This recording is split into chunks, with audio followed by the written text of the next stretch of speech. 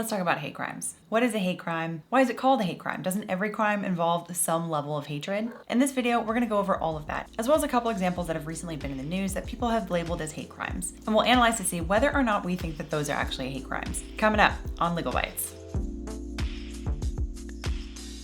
Hey everyone, welcome to Legal Bytes. I'm Alyte, I'm a lawyer, and on this channel we explain the law one bite at a time. So before we get into it, while you're watching this video, if you're appreciating our content, some of the best things you can do to help our channel grow are to hit the like button and the subscribe button and the share button and all of those buttons. This is a small but growing channel, and every single bit of engagement means the world to us. Anyway, let's move on. So we did a short last week talking about hate crimes, and particularly talking about the Atlanta massage parlor shooting incident. However, I wanted to do something that was a little bit more in depth to talk about hate crimes, partly because of some of the discourse that's happened around this topic. It's understandably a really emotional issue, and people are entitled to the emotions that they feel in reaction to these events. But what I want to do is explain it from a legal perspective and explain the concept and some of the reasoning behind the existence of hate crime laws, and to apply the facts of a couple of these cases in the same way that a lawyer normally would in a lawsuit or in a court of law. Okay, so let's get into it. A hate crime is something that's recognized in a majority of states in the United States, as well as quite a few countries around the world. And to be clear, a hate crime is when someone perpetrates a crime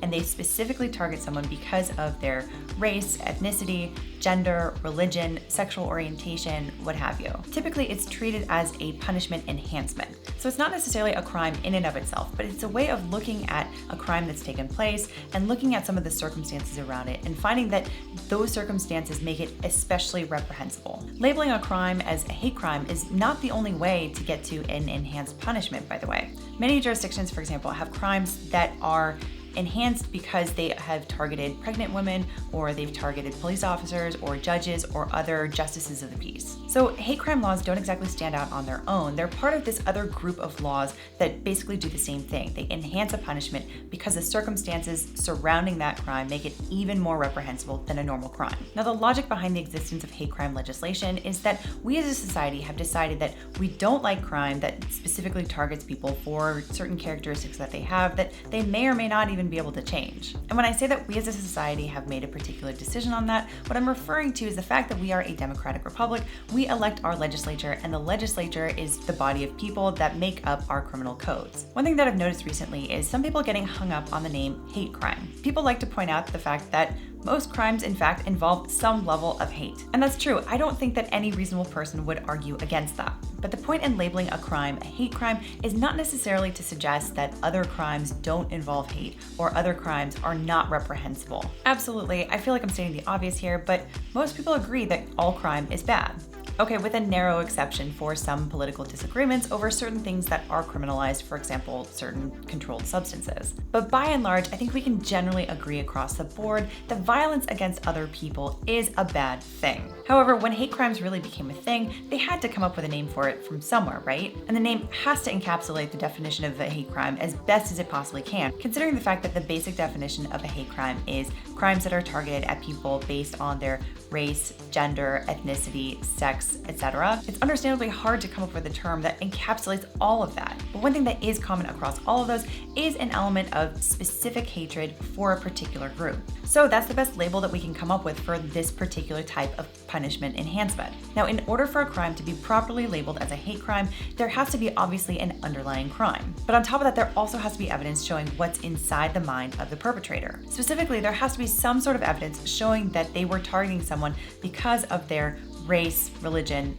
gender, etc. The fact that the victim falls into one of those categories on its own is not enough to elevate a crime to a hate crime. There simply has to be something else showing that that was the motive for it. For example, if the perpetrator shouted racial slurs during the crime, or they had a history of posting on social media hateful comments about particular groups. So let's take a look at two incidents that have recently been in the news. First, there's the Atlanta massage parlor shootings. 8 people died, 6 of them were Asian American women. The fact that 6 out of 8 of them are Asian Americans and women would be evidence that would tend towards showing that it's some sort of a hate crime. However, even that on its own is not enough, because you still have to look at all of the details in the context of this case. All of the locations for the shootings were massage parlors. It's understood that this perpetrator apparently had some sort of a sex addiction, and he apparently frequented these locations. And apparently at least 1 or or two of these massage parlors had recently been the subject of police sting operations for investigated prostitution. Based on statements made by the man that was apprehended by the police for these shootings, it sounds like he stated that his reasoning for the shootings was because of his sex addiction.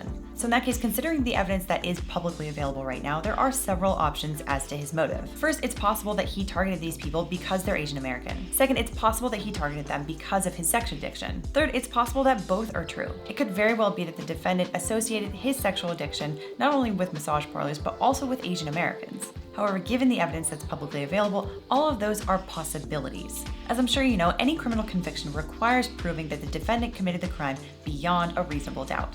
So in that particular case, in my personal opinion, I don't think that there's enough evidence that's publicly available to show that it actually was a hate crime. Now, the other example that I wanted to point out was an incident that happened in New York City recently. A 65-year-old Asian American woman was walking in New York City and she was assaulted on camera.